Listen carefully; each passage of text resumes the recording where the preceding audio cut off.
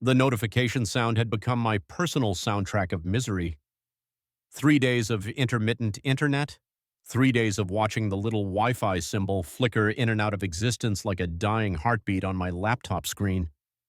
I'd tried everything. Unplugging the router, performing some sort of technological seance with various cables, even talking to it in what I hoped were encouraging tones. Nothing worked. "This is ridiculous," I muttered to my coffee mug, the only witness to my technological incompetence. The apartment felt smaller when I couldn't escape into the digital world, like the walls had shifted inward while I wasn't looking.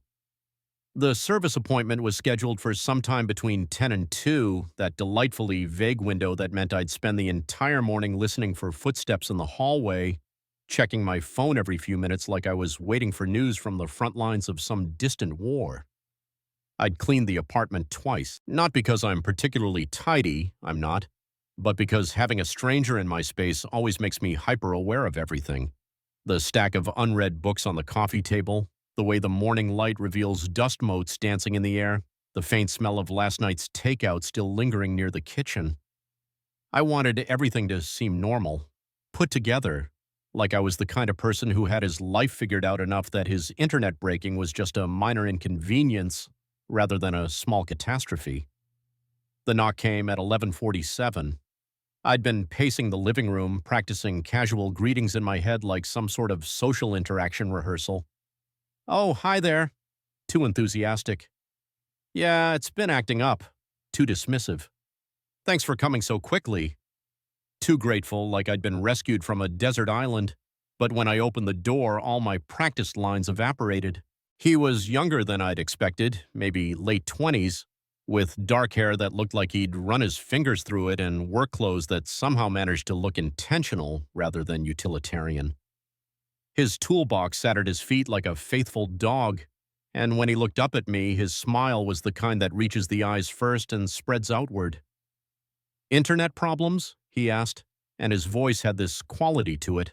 Warm, slightly gravelly, like he'd just woken up from the kind of nap that leaves you feeling better about the world. "Yeah, it's been—" I started, then stopped, because he was already stepping into my space with a kind of easy confidence that made the apartment feel different somehow, lighter. "It keeps cutting out." "I'm Marcus, by the way." He set his toolbox down with care like it contained something precious rather than just tools.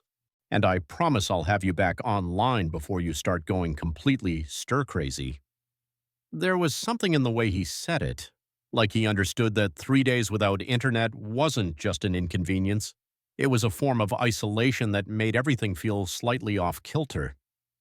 "David," I said, though I wasn't sure why I felt the need to offer my name in return. He was here to fix a technical problem, not become friends. But as he unpacked his tools, arranging them on my coffee table with the kind of methodical care that suggested this was more than just a job to him, I found myself studying the way he moved. There was no wasted motion, no hurried efficiency. Instead, he worked like someone who understood that taking time with something meant doing it right. "So where's the modem hiding?" he asked, glancing around the room.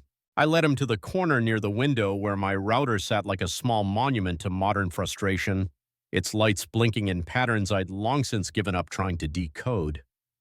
"Ah," he said, crouching down next to it. "The classic setup. Let me guess, it works fine for a few hours, then just decides it needs a vacation?" That's exactly what happens. I found myself crouching down beside him close enough that I could smell his soap, something clean and uncomplicated that made me think of morning showers and fresh starts. "How did you know?" "Same story everywhere." He was examining the cables now, his fingers tracing connections with the kind of gentle precision that suggested he actually cared about what he was doing. "These things are like temperamental artists. They work perfectly until they decide they need attention." When he laughed at his own comparison, the sound filled my small living room in a way that made it feel less small. I laughed too, though I wasn't entirely sure why.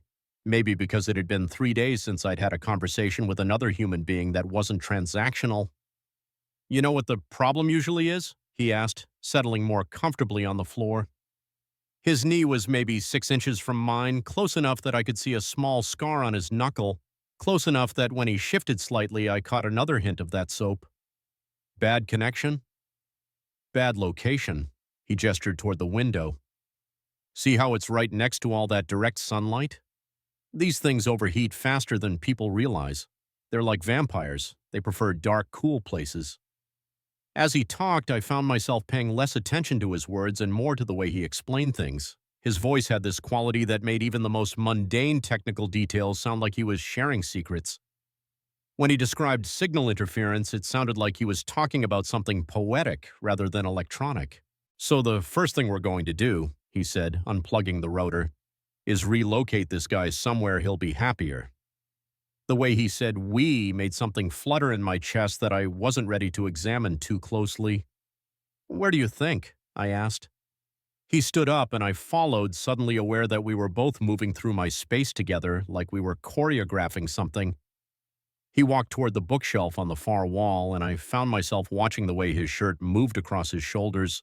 The way he paused to consider options like this was the most important decision he'd make all day. Here, he said finally, pointing to a spot on the middle shelf. Dark, cool, elevated, your router's dream apartment. I helped him move books to make room, our hands brushing briefly when we both reached for the same volume. It was the kind of accidental contact that shouldn't have registered, but somehow it did, like a small electric shock that had nothing to do with static electricity. Dickens? He asked, glancing at the book in my hand. Great Expectations. I keep meaning to reread it. Any good? It's about a guy who spends most of the story wanting something he thinks will make him happy, only to discover that what he actually needed was right in front of him the whole time. The words came out before I could stop them, and suddenly the air in the room felt charged with something I couldn't name. Marcus looked at me for a moment, really looked, like he was trying to decode something in my expression. Sounds like most people's lives, he said quietly. There it was again, that voice dropping to something that felt more intimate than it should have for a conversation about literature between strangers. He went back to work, running cables along the baseboard with the kind of care that made it clear he took pride in leaving things better than he'd found them. I sat on the couch, pretending to read emails on my phone while actually watching him work. There was something mesmerizing about the way he moved, economical but not rushed, like he was solving a puzzle he genuinely enjoyed. When he encountered a tangle in the cable, he worked it out patiently rather than forcing it. When he tested connections, he listened to the sounds the equipment made like he was tuning an instrument. You can sit down here if you want, I said when he was crouched near the couch, working on something behind the end table. I mean, if it's more comfortable. He glanced up at me from the floor, and for a moment we were closer than we'd been all morning. Him kneeling beside my legs, me leaning forward slightly, the space between us measured in inches rather than feet. Thanks, he said, but he didn't move immediately. Instead, he stayed there looking up at me with an expression I couldn't quite read. His eyes were brown with small flecks of gold, and there was something in them that made my breath catch slightly. The moment stretched longer than it should have, like we were both waiting for something to happen that neither of us could name. The connection should be better now, he said finally, but his voice was softer than it had been before, like he was talking about more than just internet signals. He settled onto the floor beside the couch, his shoulder maybe a foot away from my knee, and continued working. This close, I could hear the quiet sounds he made while he worked, small hums of satisfaction when something went right, the soft intake of breath when he was concentrating. So you work from home? He asked, not looking up from the cable he was examining. Freelance writing, which is why the internet thing is, I gestured vaguely, essential to survival? Something like that. What do you write? The question caught me off guard. Most service technicians didn't make conversation beyond the strictly necessary. They fixed what was broken and left. But Marcus seemed genuinely curious. Articles mostly, some copywriting, the occasional essay that pretends to be more important than it is. He laughed again, that warm sound that made my apartment feel like a different place. I bet they're better than you think they are. How would you know? Just a feeling. He looked up at me again, and there was something in his expression that made my chest tighten. You seem like someone who pays attention to things. Writers who pay attention usually have something worth saying. The compliment hit me in a way that felt disproportionate to its simplicity. Maybe it was because it had been weeks since anyone had said anything about my work that wasn't purely functional. Maybe it was because he said it like he meant it rather than like he was just being polite. Or maybe it was because of the way he was looking at me, like he could see something I wasn't sure I was ready to reveal. "What about you?" I asked, partly to deflect attention from myself and partly because I found myself genuinely wanting to know. "Always been a tech guy? Started in college, needed money, answered an ad for computer repair. Turned out I was good at figuring out why things stopped working." He was back to examining cables, but I could hear the smile in his voice. "Plus, I like solving problems. There's something satisfying about taking something broken and making it work again. Even when the problem is just that someone put their router in a sunny window? Especially then, the simple fixes are the best ones. No drama, no complicated diagnostics. Just move one thing and suddenly everything works the way it's supposed to." As he spoke, he was threading a cable behind my couch, and when he leaned forward to reach a connection point, his shoulder brushed against my leg. It was the lightest contact imaginable, but it sent a small shock of awareness through me that had nothing to do with the technical work he was doing. "Sorry," he murmured, but he didn't move away immediately. Instead, he stayed there for a moment, close enough that I could feel the warmth radiating from his skin, close enough that when I shifted slightly, our knees brushed. The contact lasted maybe 2 seconds, but it felt like a conversation we were having without words, acknowledgement of the strange electricity that had been building in the room all morning, recognition that this felt like something more than a routine service call. "No problem," I said, though my voice came out slightly rougher than I'd intended. He finished with the cable and sat back, creating distance between us again. But something had shifted. The air in the room felt different now, charged with possibility and the kind of tension that makes ordinary moments feel significant. "Almost done," he said, powering up the equipment. "Just need to test the connection and make sure everything's talking to each other properly." While we waited for the router to boot up, he packed his tools with the same careful attention he'd brought to the repair. I watched his hands, capable, gentle, the hands of someone who fixed things for a living but treated each repair like it mattered. "You know," he said, not looking at me, "most people are pretty eager to get back to whatever they were doing before their internet went down. Check emails, catch up on shows, whatever. Most people probably have more urgent things waiting for them than I do. Or maybe they're just not as good at appreciating the moment when everything slows down for a while." There was something in the way he said it that made me look at him more closely. He was still organizing his tools, but there was a deliberateness to his movements that suggested he was working up to saying something. "I mean," he continued, "when was the last time you spent a whole morning just talking to someone without checking your phone every 5 minutes or thinking about what you needed to do next?" He was right. I'd been so focused on the frustration of being disconnected that I hadn't considered the unexpected gift of being present in my own space with another person who seemed in no hurry to leave. "It's been a while," I admitted. "Yeah," he said quietly. "Me too." The router finished its startup sequence and his laptop showed all green lights. The repair was complete. "That should do it," he said, but he made no move to pack up his laptop or stand to leave. Instead, he sat there on my living room floor looking at his screen like it contained the secrets of the universe. "Test it out," he said finally. "Make sure everything's working the way it should." I pulled out my phone and watched as it connected immediately to the network. Full bars, no hesitation. "Perfect. How much do I owe you?" "Company covers it. Routine service call." But still he didn't move to leave. We sat there in the strange silence of my apartment, him on the floor surrounded by his tools, me on the couch with my phone showing perfect connectivity, like we were both waiting for something to happen that neither of us could name.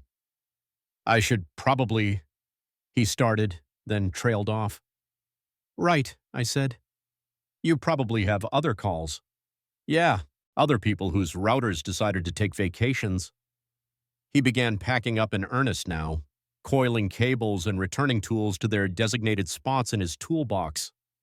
But his movements had lost some of their earlier efficiency. Instead, he seemed to be taking his time with each item, like he was trying to extend the process.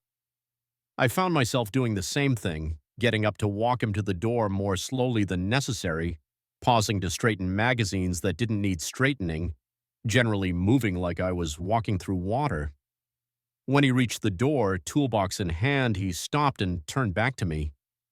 The hallway light behind him created a kind of halo effect that made the moment feel cinematic, like we were actors in a film about the beautiful complications of ordinary life. "David," he said, and the way he said my name made something flutter in my chest again. "Yeah?" He opened his mouth, then closed it, then opened it again like he was trying out different versions of whatever he wanted to say. "I don't usually do this," he said finally. "I mean, I come in, fix the problem, leave. Professional boundaries, you know, keep things simple." My heart was beating faster now, though I couldn't have said exactly why. "But maybe," he continued, his voice dropping to something that felt more intimate than anything we'd shared all morning, "maybe I should have asked for your number before fixing the connection." The words hung in the air between us like a bridge neither of us was sure we should cross. I could feel the weight of the moment, the sense that whatever I said next would determine whether this was just a story about a routine service call or the beginning of something else entirely. He came to fix a problem I thought was about connection, but the one I felt had nothing to do with Wi-Fi. And as I stood there looking at him, this stranger who had spent the morning in my space, who had made my small apartment feel like a place where unexpected things could happen, who was now looking at me with an expression that was half hope and half terror, I realized that sometimes the most important repairs are the ones you never see coming.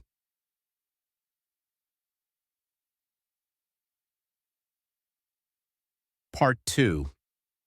I didn't answer at first. I couldn't. The words hung in the air between us like something fragile and irreplaceable, and I was afraid that speaking too quickly would shatter whatever was happening. Instead, I looked at him, really looked. The way his shoulders held tension like he was bracing for ejection, the way his free hand had found his pocket, fingers fidgeting with keys or coins or whatever people touch when they're nervous, the way his eyes kept flicking between my face and the floor, like he couldn't decide which was safer. The hallway light behind him was still creating that cinematic halo effect, but now it felt less like a movie and more like real life teetering on the edge of becoming something else entirely, something worth remembering. The silence stretched long enough that I could hear the soft hum of the router in its new home, the sound of connection restored, of problem solved, of things working the way they were supposed to. "You still can," I said finally, the words coming out softer than I'd intended. His smile started small, uncertain, like he wasn't sure he'd heard correctly. But then it grew, reaching his eyes the way it had when he'd first arrived, and something inside my chest loosened. "Yeah?" he asked, and there was something vulnerable in the single syllable that made me want to step closer. "Yeah." But neither of us moved. We stood there in my doorway, toolbox between us like a small barrier to whatever came next, both of us seemingly unsure of the protocol for moments like this. How do you transition from professional interaction to something else? How do you cross that line without stumbling? The hum of the router seemed louder now, filling the pause with the gentle white noise of technology doing what it was designed to do. Connection established, signal strong, everything working perfectly. "I should probably," he started, then stopped. "I mean, I don't usually—" "I know," I said. "You mentioned that." "Right." He shifted his weight, toolbox moving slightly. "It's just that I have other calls today, and there are rules about this kind of thing, and I should probably think about what I'm doing before I—" "Marcus." He stopped mid-sentence, looking at me with an expression that was part surprise, part relief that I'd interrupted his spiral into second-guessing. "Do you want to come back in?" I asked. "Just for a few minutes?" The question surprised both of us. I hadn't planned to ask it, hadn't thought beyond the moment of him asking for my number. But suddenly the idea of him leaving, of this ending with an exchange of contact information and polite promises to text soon felt wrong, incomplete. He looked back down the hallway toward the elevator, then back at me. I could see him weighing obligations against desire, professionalism against whatever this was. I have about 20 minutes before my next appointment, he said finally. That's enough time for coffee, if you want. I want, he said, and the simplicity of it made something flutter in my chest again. I stepped back from the doorway and he followed me inside, setting his toolbox down just inside the entrance like he was claiming temporary residence in my space. The apartment felt different now, charged with the kind of anticipation that comes from acknowledging that something significant is happening. When I'd cleaned earlier, I'd been preparing for a routine service call. Now the same space felt like it was staging something else entirely. I should warn you, I said, walking toward the kitchen. The coffee's nothing special, just regular grocery store stuff. After 3 service calls and a gas station energy drink, regular grocery store coffee sounds perfect. I could hear him behind me, not quite following but not staying put either, the careful movement of someone navigating new territory. When I glanced back, he was looking around the apartment with the kind of attention he'd paid to the technical repair, like he was trying to understand how the pieces fit together. You can sit down, I called over the sound of water filling the coffee maker. The couch doesn't bite. Good to know, he said, and I heard the soft sound of him settling onto the cushions. Though after this morning, I'm not sure I'd trust your furniture to behave predictably. When I returned with 2 mugs, he was sitting on the same end of the couch where I'd been earlier, leaving space beside him that felt deliberately inviting. I handed him his coffee and sat down, close enough that the cushions dipped us slightly toward each other. So, I said, then realized I had no idea how to continue. What do you talk about with someone who started as a stranger but somehow didn't feel like one anymore? So, he repeated, and took a sip of coffee. This is good, by the way. You lied about it being nothing special. Maybe your standards are just low after gas station energy drinks. Maybe. Or maybe you're just better at things than you give yourself credit for. There was something in the way he said it that made me look at him more closely. He was studying me over his coffee mug with an expression that felt too insightful for someone I'd met 3 hours ago. You don't know me well enough to make that assessment, I said. No, he agreed. But I know you invited me back in when you could have just taken my number and sent me on my way. I know you made coffee without making it feel like an obligation. And I know you've been listening to me all morning like what I had to say actually mattered, even when I was just talking about signal interference and router placement. He paused, rotating his mug between his hands. Most people don't do that, he continued. Most people are polite, sure, but they're waiting for me to finish so they can get back to their lives. You weren't waiting for anything. You were just present. The observation hit me in a way that felt both accurate and exposing. I had been present, more present than I'd been in any conversation in recent memory, but I hadn't realized it was noticeable. Maybe I was just procrastinating, I said, avoiding getting back to work. Maybe, or maybe you were enjoying the company. Our eyes met across the small space between us, and for a moment the air in the room felt thick with the kind of honesty that usually takes much longer to develop between people. I could see him deciding whether to push further into this territory or retreat to safer ground. I said before he could choose retreat. Enjoying the company, I mean. His smile was different this time, less nervous, more genuine, like I'd given him permission to relax into whatever this was becoming. Good, he said, because I was too.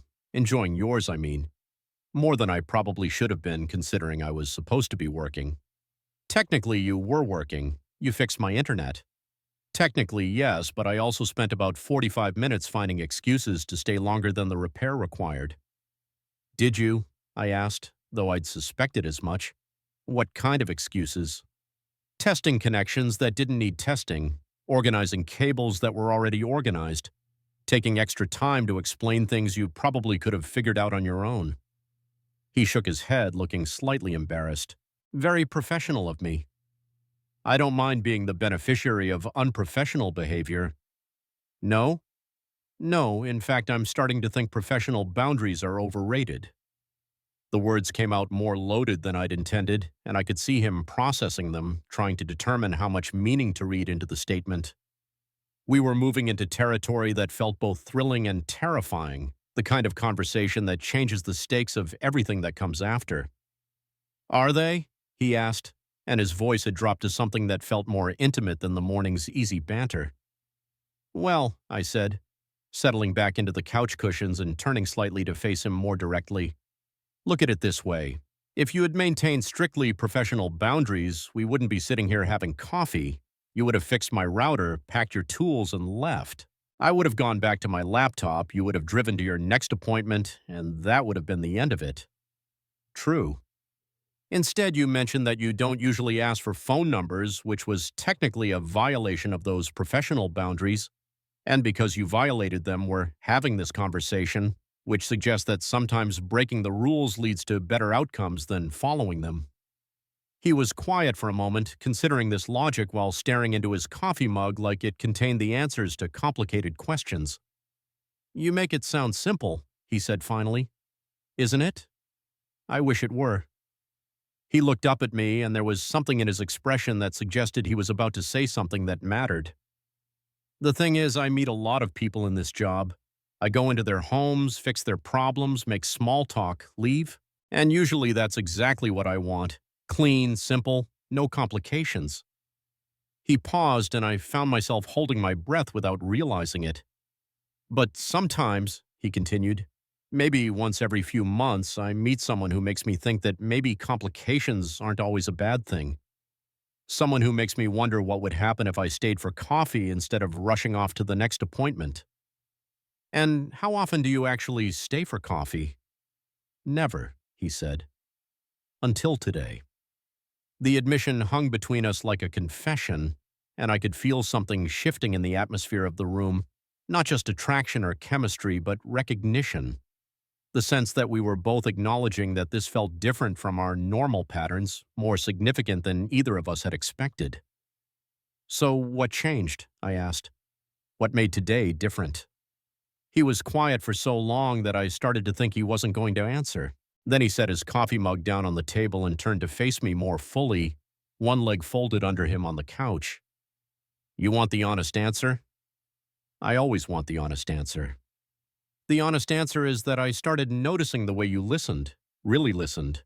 Like when I was explaining about router placement, you weren't just waiting for me to finish so you could ask about the bill or when I'd be done.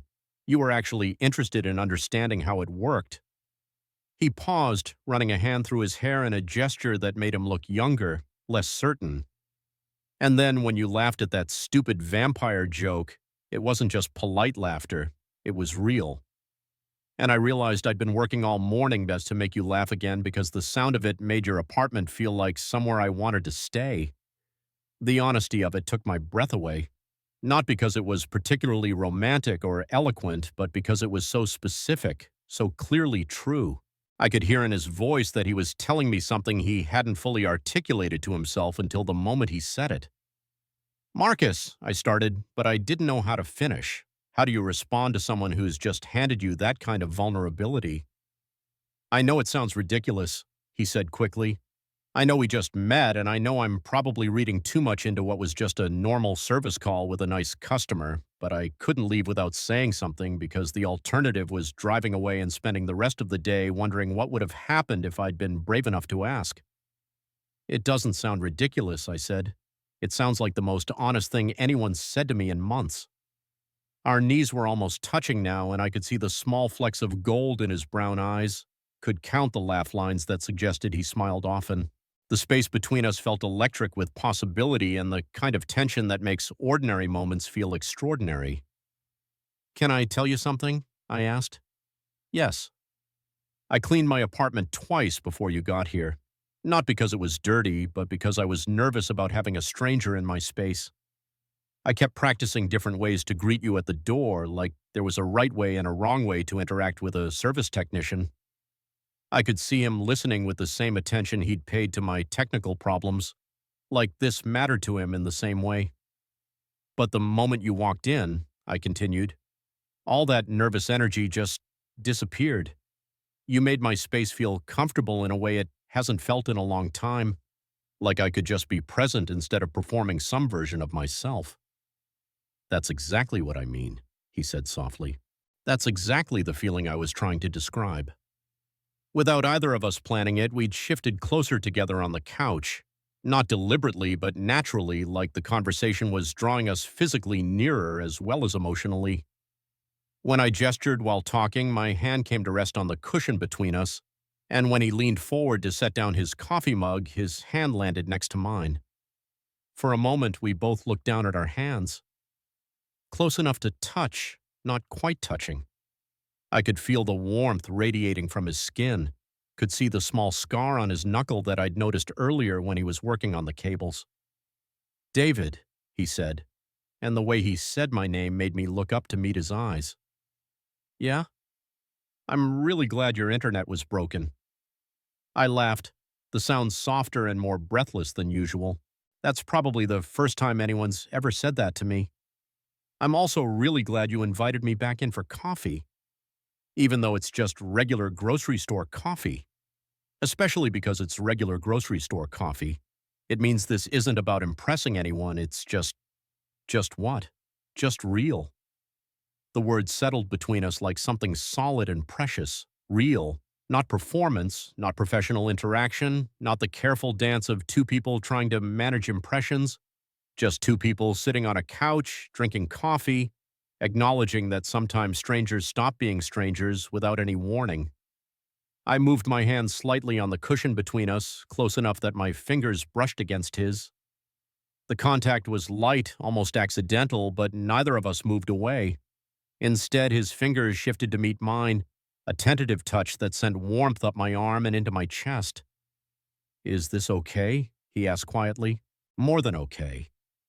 We sat like that for a moment, fingers barely touching, both of us staring at the point of contact like it was something miraculous. It was such a small thing, skin against skin, the slight pressure of his fingertips against mine, but it felt monumental. Like crossing a bridge from one version of the morning to another. The apartment was quiet except for the hum of the router and the distant sound of traffic outside. The coffee was getting cold in our abandoned mugs, and the sunlight from the window had shifted enough that the room felt different than it had an hour ago. Everything was different than it had been an hour ago. I should probably tell you, I said, that I don't usually do this either. What? Have coffee with service technicians? Have coffee with anyone, really. I mean, I work from home, I don't get out much, I'm not exactly known for my spontaneous social interactions. But you're having coffee with me. I'm having coffee with you. He smiled, and I could feel the warmth of it in the small space between us. Our hands were still touching, just fingers against fingers, but it felt like an anchor keeping us both present in the moment. So we're both doing things we don't usually do, he said. Apparently.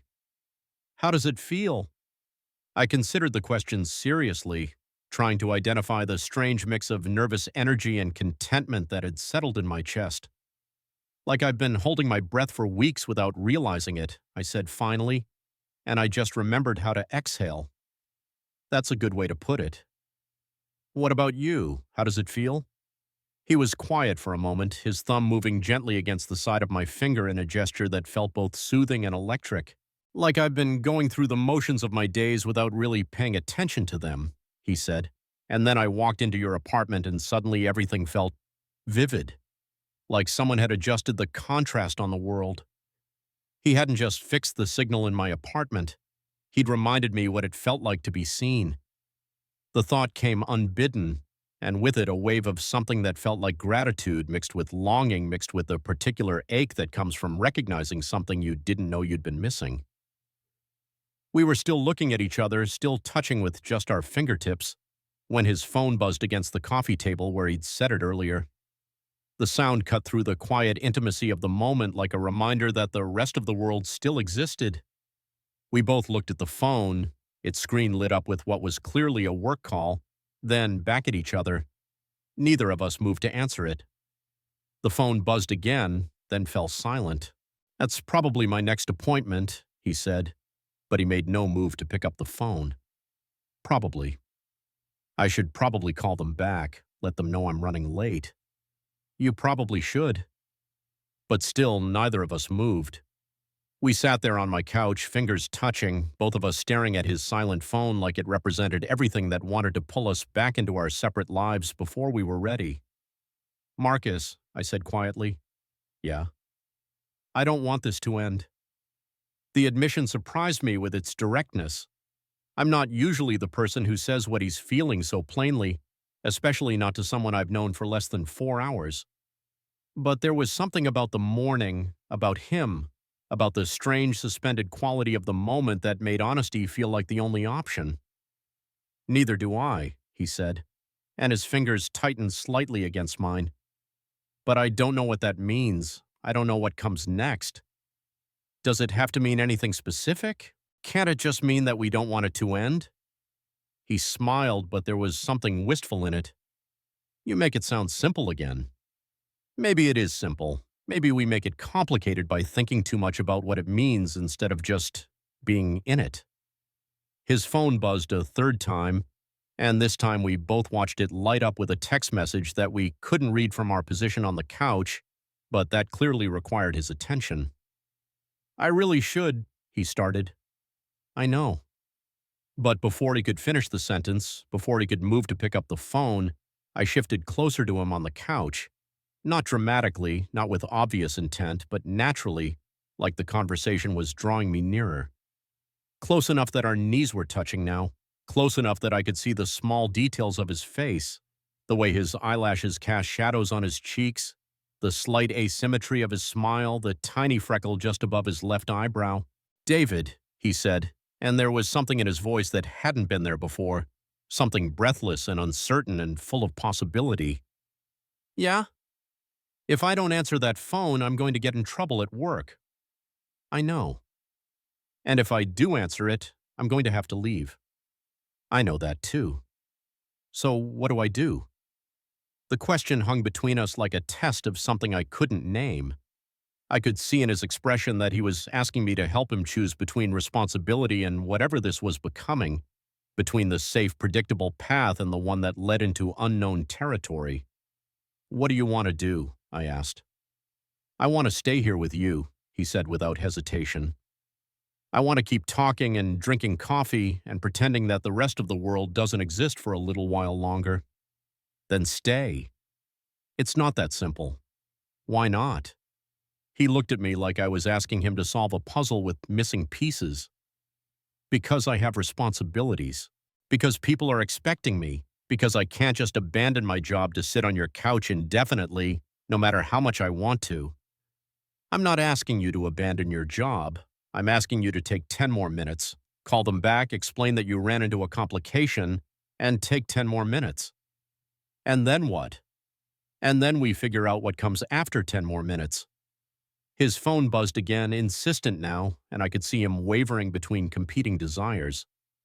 The responsible part of him knew he should answer it, get back to work, return to the normal pattern of his day.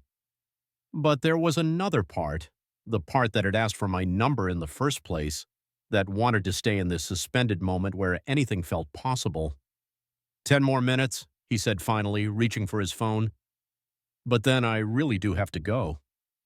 10 more minutes, I agreed, though we both knew that 10 more minutes might not be enough to figure out anything, might only make leaving harder.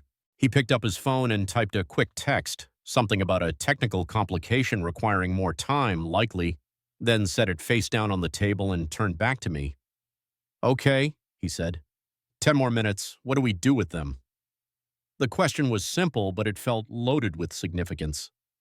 What do you do with 10 minutes that might be the difference between this being a random encounter and the beginning of something else entirely? We could talk more, I suggested.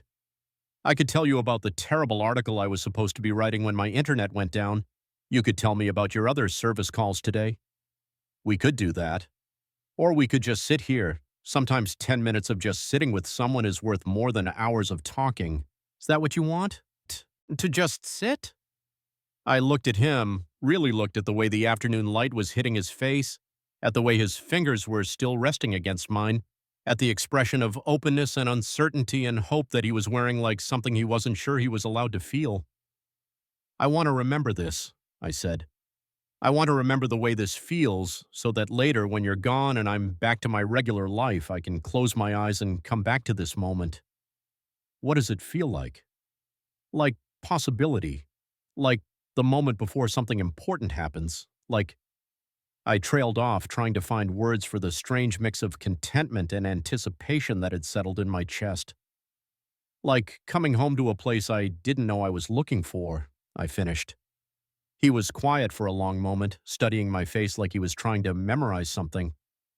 I know exactly what you mean, he said finally.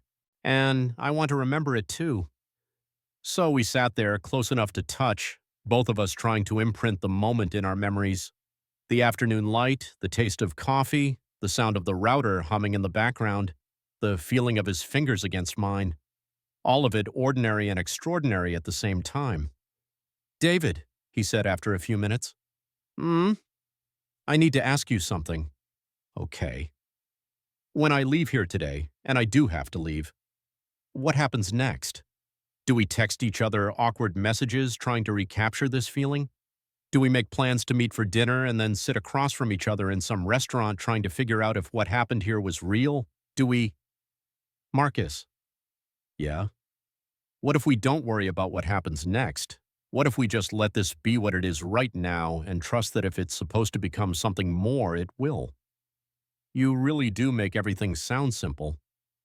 Maybe because it is simple. Maybe we only make it complicated by overthinking it.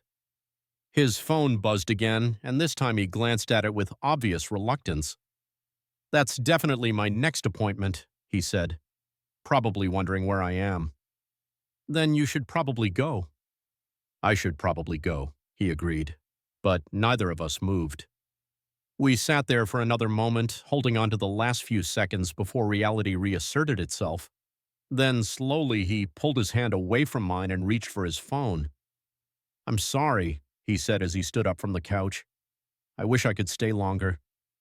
I know, it's okay. But it wasn't okay exactly. It was necessary, but it wasn't okay, because sitting on my couch talking to Marcus had felt like the most natural thing in the world, and the idea of him leaving felt like interrupting a conversation that had just gotten interesting.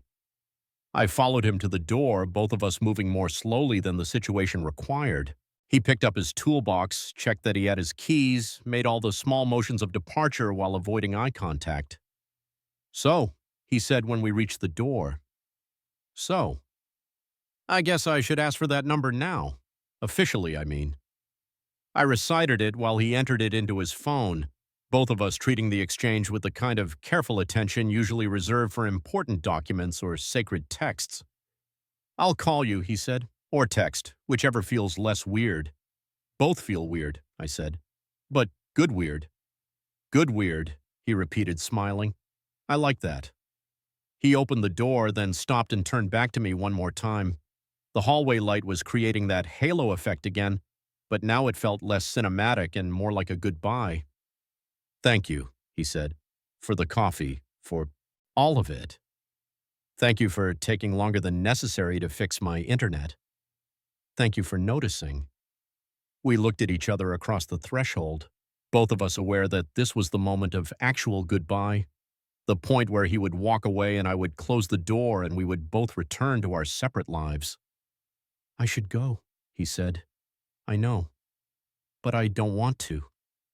I know that too.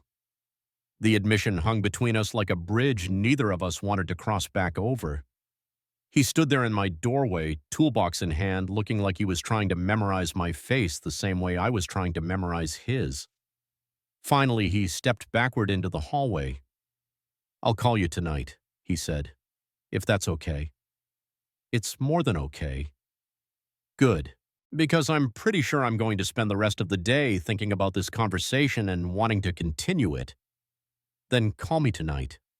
I will.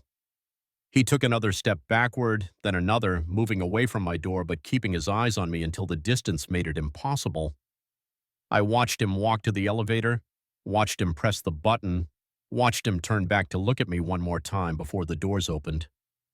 When the elevator arrived, he raised his hand in a small wave, and I waved back, both of us acknowledging the strange formality of goodbye between people who had just spent the morning becoming something more than strangers.